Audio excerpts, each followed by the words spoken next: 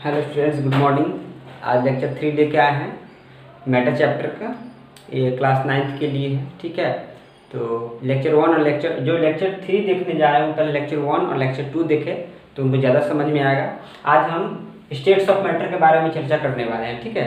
तो स्टेट जो होता है, किसी भी मैटर का जो स्टेट होता है, तो स्टेट किन बातों पर डिपेंड करेगा, ठीक है। तो सबसे पहले आप समझ लीजिए कि स्टेट ऑफ मैटर को फिजिकल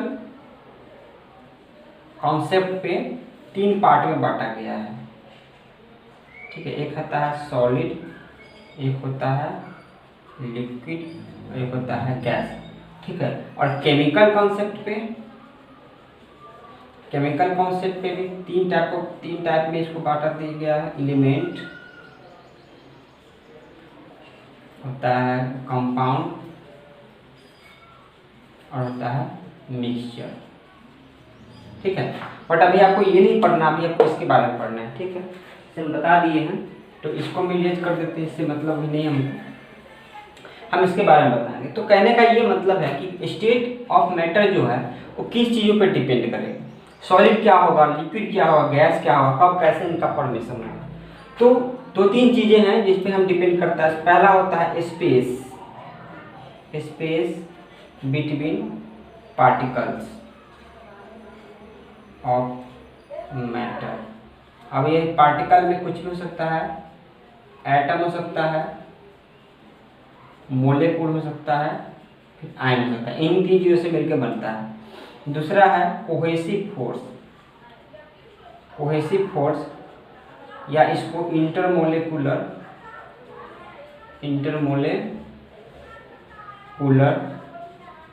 अट्रैक्शन फोर्स, ठीक है। और तीसरा है काइनेटिक एनर्जी ऑफ पार्टिकल। ये सारी चीज़ें समझने वाली है, थ्योरेटिकल चीज़ें हैं। तो आप इनको जितना समझने की कोशिश कीजिएगा उतना ज़्यादा आपको ये क्लियर अच्छे से समझ में आएगा। तो ये 3 चीज़ें हैं, इन 3 चीज़ों के आप हेल्प से आप सॉलिड लिक्विड गैस में डिफरेंस बता सकते हैं। तो एक आपको हम समझा देंगे, दोनों अपने आप समझ में आ जाएगा, ठीक है। तो पहला देखिए सॉलिड के बारे में समझाते हैं। सॉलिड में क्या है, space between particle of matter, atom, molecular है।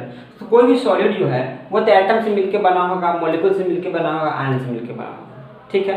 तो सबसे पहले सॉलिड को समझिए। जैसे मान लीजिए एक सॉलिड है, तो इसमें क्या होता है, मान लीजिए एटम से मिलकर बना है, तो इनके ये इस तरह से जुड़े रहते हैं, ठीक है। और यहाँ पे आप जिस तरह से जुड़ा हुआ आप देख रहे हैं कि इनके बीच के स्पेस क्या है, बहुत ही कम है, स्पेस बिटवीन पार्टिकल। तो ये एटम या मॉलिक्यूल जिससे भी बना हुआ है, इन दोनों के बीच का स्पेस क्या है, बहुत ही कम है। मतलब ये क्लोजली पैक्ड होते हैं। क्या होते हैं, क्लोजली पैक्ड। तो बहुत ही कम है स्पेस। तो सॉलिड तब होगा, कोई भी सब्सटेंस सॉलिड तब कहा जाएगा जब उनका है कि पार्टिकल जो है क्लोजली पैक्ड होंगे। नेक्स्ट है कोहेसिव फोर्स। अब कोई भी पार्टिकल पास होंगे तो इसका कोहेसिव फोर्स क्या होगा, ज़्यादा होगा। तो कोहेसिव फोर्स जितना नजदीक होगा, 2 पार्टिकल जितने नजदीक होंगे उनका बीच का अट्रैक्शन फोर्स, इंटरमोल अट्रैक्शन फोर्स या फिर कोहेसिव फोर्स बहुत ही स्ट्रांग होगा। जब कोहेसिव फोर्स स्ट्रांग होगा, ढेर सारा बहुत ज़्यादा स्ट्रांग होगा, तो ये एक दूसरे को अपनी तरफ खींच के रखेंगे, ताकत से खींच के रखेंगे। तो क्या ये एक दूसरे को फ्री मूवमेंट कर पाएगा, नहीं। तो ये फ्री मूवमेंट नहीं कर पाएगा, क्योंकि दोनों के बीच में जो फोर्स है, फोर्स ऑफ अट्रैक्शन है, वो बहुत ही क्या है, ज़्यादा है। समझ में आ रहा है। तो ये हो गया आपका, जब फोर्स ऑफ अट्रैक्शन ज़्यादा होगा तो पार्टिकल्स का जो काइनेटिक एनर्जी है वो क्या हो जाएगा, लो हो जाएगा। तो इसमें अगर सॉलिड की बात करें, स्पेस क्या होगा, बहुत ही कम होगा, कोहेसिव फोर्स बहुत ही हाई होगा, और काइनेटिक एनर्जी जो पार्टिकल का वो क्या होगा, बहुत ही लो होगा। जितना ज़्यादा कोहेसिव फोर्स होगा उतना क्या होगा, लो काइनेटिक एनर्जी होगा, ठीक है। इसी वजह से सॉलिड की ये सॉलिड कहा जाता है। अब इसका लिक्विड में क्या होगा, तो थोड़ा थोड़ा कम करते चले जाइए, स्पेस थोड़ा सा बढ़ जाएगा। अब यहाँ पर ये सॉलिड का है, तो ये आप लिक्विड का देख लीजिए कि ऐसे रहेगा, इतना सा डिस्टेंस पे रहेगा आपका लिक्विड, ठीक है। कुछ तो डिस्टेंस पहले से बढ़ गया है, तो इंटरमोलिकुलर स्पेस जो है वो थोड़ा सा क्या हो गया है, बढ़ गया है।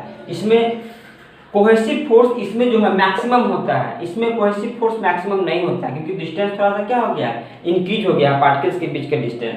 इसमें काइनेटिक एनर्जी बिल्कुल लो होता है, इसमें काइनेटिक इससे थोड़ा सा ज़्यादा होता है। इनके बीच का डिस्टेंस बढ़ गया, इसलिए कोहेसिव फोर्स कम हो गया। अब कोहेसिव फोर्स कम हो गया तो पार्टिकल्स के बीच का जो है काइनेटिक एनर्जी क्या हो गया, थोड़ा सा मूवमेंट इसका बढ़ गया, फ्री हो गया, थोड़ा फ्री मूवमेंट आ गया इनमें। समझ में आ रहा है। तो ये लिक्विड हो गया ये।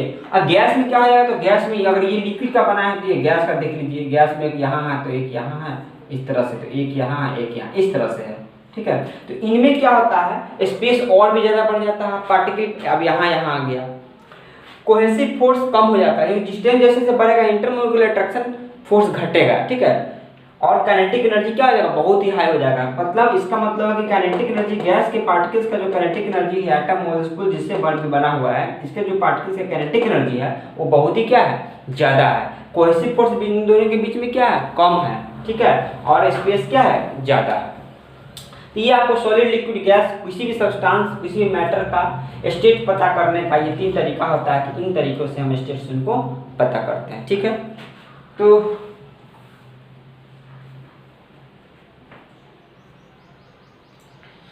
अब देखिएगा सॉलिड में जब ये कोहेसिव फोर्स स्ट्रांग होता है तो इनका पोजीशन क्या होता है, फिक्स होता है। इनका पोजीशन क्या होता है, फिक्स होता है। ये मूव नहीं करते हैं, पर इनमें पोजीशन फिक्स नहीं है, मूव करते रहता है। और ये भी क्या करता रहता है, मूव करते रहता है। तो इसका काइनेटिक एनर्जी सबसे ज़्यादा इसका है, उससे कम इसका, इससे कम इसका। तो इसमें होता क्या है, तो ये अपने ही पोजीशन पे इनके पार्टिकल जो है अपने ही पोजीशन पे वाइब्रेट करते रहता है, अपने ही पोजीशन पे क्या करते रहेगा, वाइब्रेशन करते रहेगा। समझ में आ रहा है, ये सॉलिड का हो, ठीक है। तो इस तरह से सॉलिड लिक्विड गैस के बारे में आप समझ लिए, इसका आप स्क्रीनशॉट ले सकते हैं। अब हम बारी बारी से सॉलिड लिक्विड गैस के प्रॉपर्टीज के बारे में समझेंगे। चलिए इसको इरेज कर देते हैं।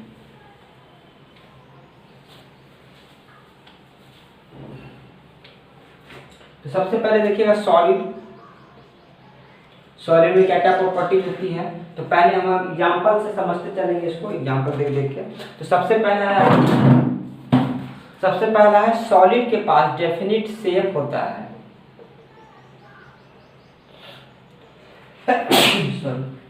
Definite shape and volume. सबसे पहले इसको समझिए, सॉलिड के पास क्या होता है, डेफिनिट शेप एंड वॉल्यूम। जैसे शुगर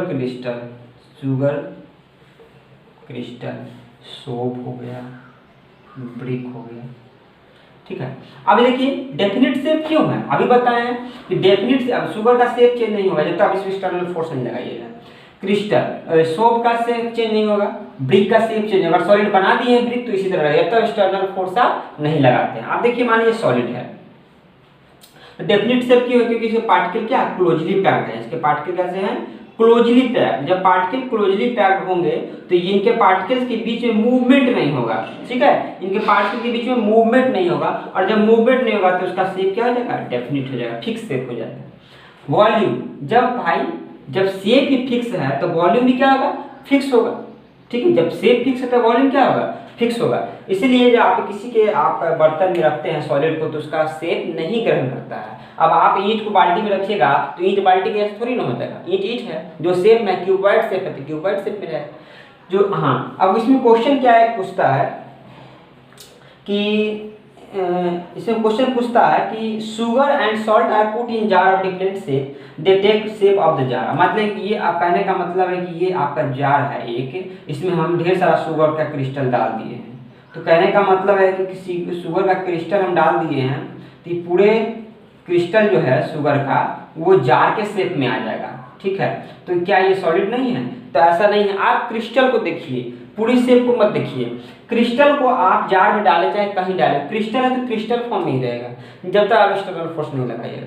तो क्वेश्चन ऐसा पूछता है, इसका ये मतलब नहीं है कि सॉलिड नहीं हुआ, ठीक है। Sugar and salt are considered solid because the shape of each individual crystal, एक एक क्रिस्टल का जो शेप है वही रहेगा, ठीक है। तो समझ में आ गया होगा ये फर्स्ट टॉपिक। नेक्स्ट टॉपिक है solid are rigid and incompressible, ठीक है। Solid are rigid and incompressible, तो इसको हम मिटा देते हैं। सेकेंड देखिएगा, सॉलिड आर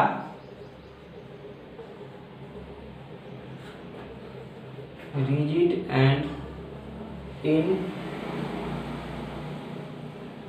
इनकम्प्रेसिबल। रिजिड मतलब स्ट्रॉन्ग होता है और कंप्रेसिबल नहीं, कंप्रेस नहीं कर सकते। तो आप ब्रिक को ले लीजिए, आप ब्रिक को ले लेते हैं तो ब्रिक को क्या आप इसको कंप्रेस कर सकते हैं, नहीं कंप्रेस नहीं कर सकते हैं। रिजिड मतलब इसमें थोड़ा सा इसको ब्रेक करने के लिए आपको फोर्स लगाना पड़ेगा, ठीक है। एक्स्ट्रा फोर्स लगाना पड़ेगा तब ये जाके ब्रेक होगा। आयरन ले लीजिएगा तो और ज़्यादा फोर्स लगाना पड़ेगा। तो ब्रिक से ज़्यादा स्ट्रॉन्ग आयरन है, बिकॉज आयरन के भी पार्टिकल्स जो और क्लोजली पैक्ड हैं ब्रिक से भी ज़्यादा, ठीक है। तो ब्रिक जो है मतलब सॉलिड जो होता है रिजिड होता है, इनकम्प्रेसिबल होता है, मतलब इसको कंप्रेस नहीं कर सकते। इसमें फोर्स लगाइएगा तो कंप्रेस नहीं होगा, किधर से फोर्स लगाइएगा ये कंप्रेस नहीं होगा। तो at the particle is solid very closely packed with practically no space between particle, the solid have slide और नॉट कंप्रेसिबल। तो इसके बीच में जगह ही नहीं है तो कंप्रेस कहाँ होगा, ठीक है। मान लीजिए ऐसा पार्टिकल है जिसको फोर्स लगाएंगे तो ऐसे खिसक के आ जाएगा, तो कंप्रेस हुआ ही। लेकिन जब ये पहले से पैक्ड है, ऐसे है, अब इसको फोर्स लगाइएगा तो कंप्रेस होगा ही नहीं। तो यही कारण है कि सॉलिड जो है इनकम्प्रेसिबल होता है। अब एक क्वेश्चन पूछता है कि स्पंज है, स्पंज, ठीक है, स्पंज को सॉलिड माना गया है, स्पंज को सॉलिड माना गया है। लेकिन क्वेश्चन पूछता है कि जब स्पंज सॉलिड है तो इसको दबाने पे कंप्रेस क्यों नहीं आता है। तो सॉलिड है ये, लेकिन ये कंप्रेस होने का इसका मेन रीजन है कि इसके जो स्पंज के जो पार्टिकल्स हैं उनके बीच में एयर पैक है। स्पंज के जो पार्टिकल्स है उसके बीच में क्या है, एयर पैक्ड है, और एयर पैक्ड है इस वजह से ये क्या हो जाता है, ये दब जाता है। बट है ये क्या आपका सॉलिड है। तो ये क्वेश्चन आपको पूछता है, ठीक है। स्मॉल पोर्स है इसके बीच में, हवा है जिसके वजह से ये कंप्रेस हो जाता है। थर्ड टॉपिक है इसमें देखिएगा, solid in general have high density. Third में है क्या, high density. High density, density भी हाई होने का यही वजह है कि पार्टिकल इसके क्या है, क्लोजली पैक्ड है। तो solid of matter has higher density as compare to liquid state and much higher than gaseous state. Solid state conjugate particle very closely, तो सबका आपका वही आंसर है, हाई डेंसिटी है क्योंकि इसके पार्टिकल्स क्या है, क्लोजली पैक्ड है। और डेंसिटी इक्वल टू होता है, आपको समझना पड़ेगा, मास अपन वॉल्यूम, ठीक है। डेंसिटी क्या है equal to mass upon volume. अगर यूनिट वॉल्यूम में जो मास आएगा, यूनिट वॉल्यूम में जो मास आएगा वो सॉलिड का सबसे ज़्यादा होगा, ठीक है। अगर ये सॉलिड है, अगर आप यहाँ से एक टुकड़ा काट लेते हैं 1 मीटर क्यूब का, 1 मीटर क्यूब का एक टुकड़ा काट लेते हैं, ये वॉल्यूम है इसका, तो यहाँ पर 1 मीटर क्यूब की बात कर रहे हैं। तो इसको जब आप मेजर कीजिएगा, वेट कीजिएगा, तो जो मास होगा वो सॉलिड का सबसे ज़्यादा होगा। यही कारण है कि डेंसिटी को क्या बोला जाता है, सबसे ज़्यादा होता है सॉलिड का डेंसिटी। नेक्स्ट है solid do not flow. Solid flow नहीं होता। सॉलिड फ्लो कैसे होगा, अगर उसके पार्टिकल क्लोजली पैक्ड हैं तो फ्लो कहाँ से होगा। लिक्विड फ्लो होता है क्योंकि उसके पार्टिकल क्लोज नहीं है, वो आप रैंडमली मूवमेंट कर रहा है, इसलिए वो फ्लो होता है।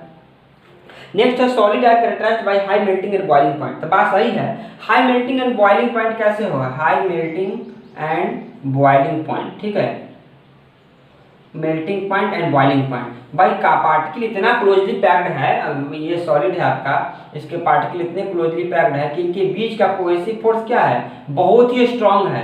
अब इसको मेल्ट करना है या बॉयल करना है तो इसे बहुत ज़्यादा एनर्जी देना पड़ेगा। वो ज़्यादा एनर्जी दे के इसके बीच के कोहेसिव फोर्स को तोड़ना पड़ेगा, इंटरमोलिकुलर अट्रैक्शन फोर्स को तोड़ना होगा।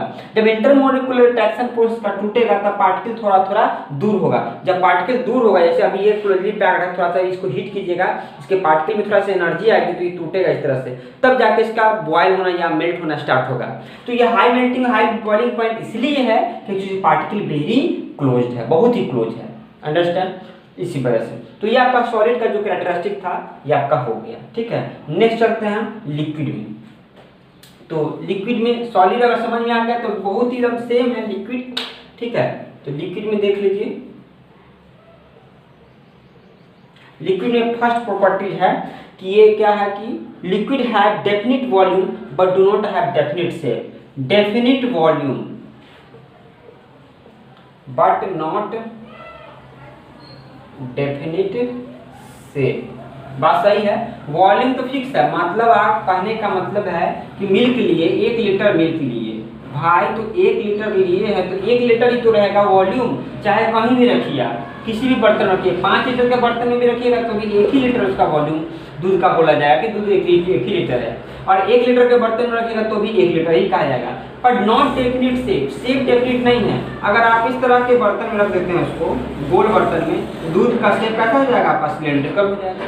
अगर आप इसको क्यूबॉइड शेप में रखते हैं, ठीक है, तो दूध का शेप कैसा हो जाएगा, क्यूबॉइड शेप का हो जाएगा। इसलिए कहा जाता है कि डेफिनिट वॉल्यूम है पर शेप डेफिनिट नहीं है। अब इसका क्या रीजन है, तो वॉल्यूम इसलिए डेफिनिट है क्योंकि जो जितने भी पार्टिकल से मिलकर बना है वो तो चेंज हो नहीं रहा है, वही पार्टिकल है आपका। पर शेप डेफिनिट क्यों नहीं हो रहा है, क्योंकि ये इसके पार्टिकल्स थोड़ा दूर दूर है, जो ये मिल्क बना इसके पार्टिकल दूर दूर हैं, इनके बीच का कोहेसिव फोर्स कम है, इसलिए इनका पार्टिकल में फ्लूइडिटी का गुण आ जाता है। ठीक है, ये मूव करते हैं, तब मूव करेंगे तो जैसे जिस भी शेप में आप डालिएगा उस शेप में अपने आप को एडजस्ट कर लेगा ये। ठीक है, इसलिए है जो इसका फिक्स शेप नहीं होता है।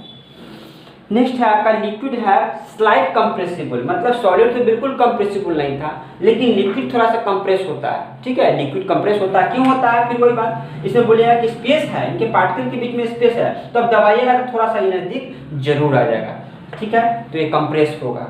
तो यही उसके बाद लिक्विड है lower density than compressible solid. Solid state के कंपैरिजन में लिक्विड का डेंसिटी क्या होता है आपका? कम होता है। क्यों कम होता है? क्योंकि अभी हम बताएं डेंसिटी इक्वल टू क्या होता है? मास अपन वॉल्यूम। तो 1 लीटर आपका 1 मीटर क्यूब लीजिएगा, उसमें मास तोड़िएगा तो लिक्विड का कम आएगा, किससे? सॉलिड से। क्यों? क्योंकि आपका यहाँ पर पार्टिकल्स थोड़ा पर दूर है, तो जगह ज़्यादा छेक रहा है, तो अमाउंट क्या हो जाएगा? कम जाएगा। जब जगह छेकेगा तो अमाउंट क्या हो जाएगा आपका? कम जाएगा। समझ में आ रहा है? तो इसीलिए इसका डेंसिटी होता है सॉलिड से क्या होता है? कम होता है। लिक्विड है लोअर डेंसिटी हो गया। Liquid diffuse more easily than solid. अब डिफ्यूजन हम पहले पढ़ा है, सॉलिड में डिफ्यूजन होता है बट बहुत स्लो रेट से होता है, बट लिक्विड में डिफ्यूजन होता है। आप 2 लिक्विड को आराम से मिला दीजिए, मिल जाएगा। आपको पहले ही पढ़ा है क्रिस्टल वाला, वाटर में मिल्क मिला दीजिए, इजीली मिल जाएगा। क्यों मिल जाएगा भाई? दोनों के बीच में पार्टिकल है, जगह है, देखिए स्पेस है। अगर आप इसमें ये तो मान लेते हैं वाटर है, हम ये वाटर है और इसमें ऊपर से मिल्क मिला दिए, तो ये वाटर के बीच में जगह है ना, इसमें मिल्क का पार्टिकल यहाँ का एडजस्ट हो जाएगा। ये वाटर है, ये मिल्क है, ये वाटर है, ये मिल्क है, ये वाटर है, ये मिल्क, इस तरह से आपका एडजस्ट हो जाएगा। तो इसमें डिफ्यूजन जो होता है सॉलिड से ज़्यादा होता है। क्यों होता है बता दिए कि स्पेस बीच पार्टिकल्स के बीच में स्पेस था। नेक्स्ट है the boiling point of liquid are normally much lower than solid. Solid से बॉइलिंग पॉइंट इसका कम है, फिर इसका वही आंसर है। क्यों कम है? क्योंकि इसके पार्टिकल के बीच में जगह है। पार्टिकल के बीच में जगह है, स्पेस है, इसका मतलब कोहेसिव फोर्स कम है सॉलिड से। जब कोहेसिव फोर्स कम है तो उसको कम हीट देना पड़ेगा। क्यों? बॉयल करने के लिए, मेल्ट करने के लिए। क्लियर है? कोहेसिव फोर्स कम है, सीधी बात है। कोहेसिव फोर्स कम है तो हमको हीट कम देना पड़ेगा। कोहेसिव फोर्स स्ट्रांग हो जाता है तो हमको हीट देना पड़ेगा। अब देखते हो कि 2 दोस्त के बीच में जब आगाढ़ प्रेम रहता है, खूब दोस्ती रहती है, तो उसको तोड़ना बहुत मुश्किल होता है। लेकिन अगर दोनों दोस्त के बीच में मिला जुला के दोस्ती है, ये वाला दोस्ती है, खूब ये वाला नहीं है, तो आप आराम से फ्रिक्शन करा के उसको दोस्त को तोड़ सकते हैं। तो वही बात यहाँ पे है। ठीक है, केमिस्ट्री को आप नेचुरल लैंग्वेज की भाषा में समझ सकते हैं। उसके बाद नेक्स्ट है गैसियस स्टेट। अब लिक्विड हो गया तो ठीक लिक्विड की तरह गैसियस है। गैस में देख लीजिए क्या होता है। तो gas do not have definite shape and volume. तो गैस के पास जो है gas do not have definite shape and volume. अब गैस के पास not definite volume, not definite shape. ठीक है, गैस के पास शेप और वॉल्यूम दोनों डेफिनिट नहीं है। वो कैसे? तो भाई 1 लीटर का, अगर आपके पास 1 लीटर गैस है, 1 लीटर में रखिएगा तो गैस का वॉल्यूम 1 लीटर कहलाएगा। लेकिन अगर 5 लीटर वाले में अगर आप गैस को रख देते हैं, ये 5 लीटर है, 5 लीटर वाले बर्तन में 1 ही लीटर गैस को रखते हैं, तो गैस पूरे में फैल जाएगा।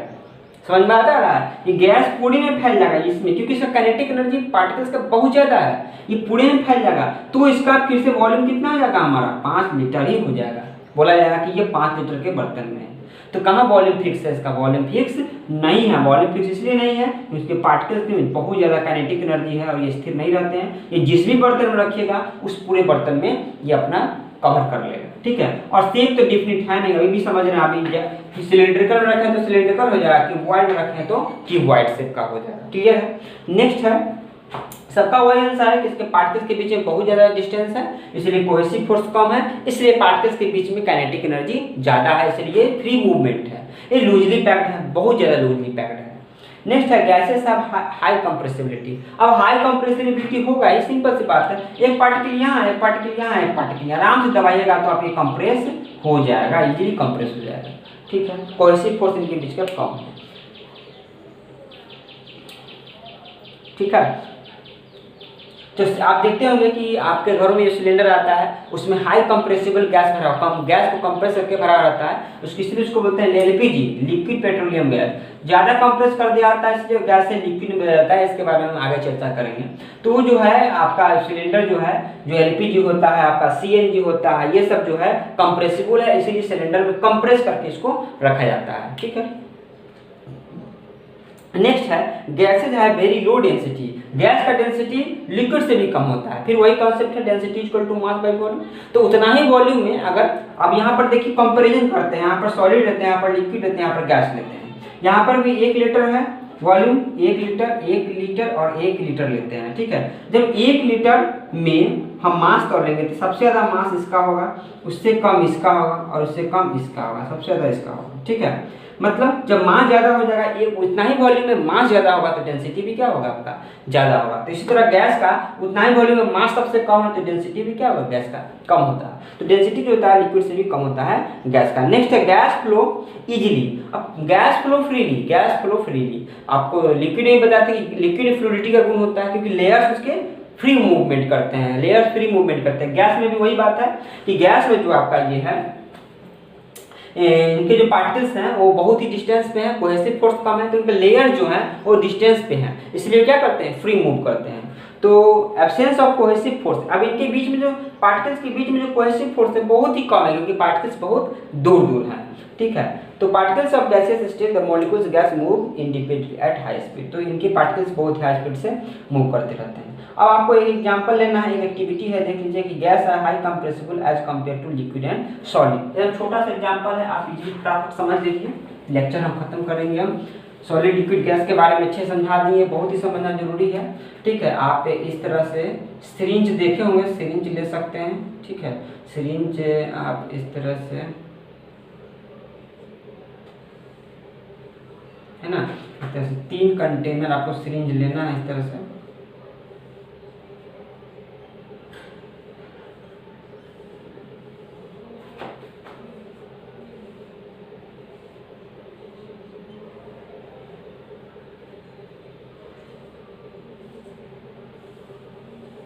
इस तरह से लेना है, ठीक है। एक में आपको गैस डालना है, एक में आपको लिक्विड डालना है और एक में आपको सॉलिड डालना है। ये आपको एक्टिविटी है समझने के लिए, ठीक है।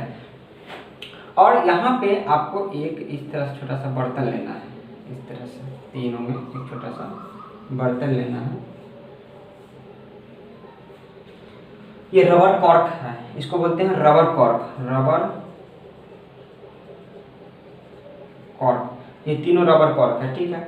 अब आपको क्या करना है, तीनों, ये पिस्टन है, इसको पिस्टन बोलते हैं, सिरिंज में देखे होंगे ये पिस्टन है। अब क्या करना है, तीनों को बारी बारी से कंप्रेस करना है। तो जब बारी बारी से आप कंप्रेस कीजिएगा तो देखिएगा इसे बिल्कुल भी कंप्रेस नहीं होगा, आपको फोर्स लगाइएगा तो बिल्कुल भी लेयर में चेंजिंग नहीं आएगा। इसको कंप्रेस कीजिएगा तो थोड़ा सा हल्का फुल्का चेंजिंग आएगा, बट इसको कंप्रेस कीजिएगा तो ये आसानी से बहुत दूर तक क्या हो जाएगा, कंप्रेस हो जाएगा। हो सकता है ये डिस्प्लेस होकर यहाँ पर आ जाए, ये फर्स्ट पोजीशन है, ये सेकंड पोजीशन पे आ जाए। हो सकता है ये हल्का सा डिस्प्लेस हो, हल्का सा, ठीक है। ये फर्स्ट पोजीशन सेकंड पोजीशन, मतलब ये कंप्रेस होता है पर माइनर कंप्रेस होता है, ये बहुत ज़्यादा कंप्रेस होता है, ठीक है। तो सॉलिड, इस तरह से आप समझ सकते हैं कि सॉलिड लिक्विड गैस में सबसे ज़्यादा कंप्रेसिबल कौन गैस है। और इस एक्टिविटी से, ये एक्टिविटी आपका, इस एक्टिविटी से आप एग्जांपल देख के समझा सकते हैं। तो बहुत सिंपल एक्टिविटी में कुछ नहीं है, सिरिंज लेना है, मतलब ये आपको, इसको सिलेंडर बोलते हैं, इसको पिस्टन बोलते हैं, इसको रबर कॉर्क बोलते हैं, बस यही लेना है। तीनों में सॉलिड लिक्विड गैस आपको लेना है, बहुत ईजी है।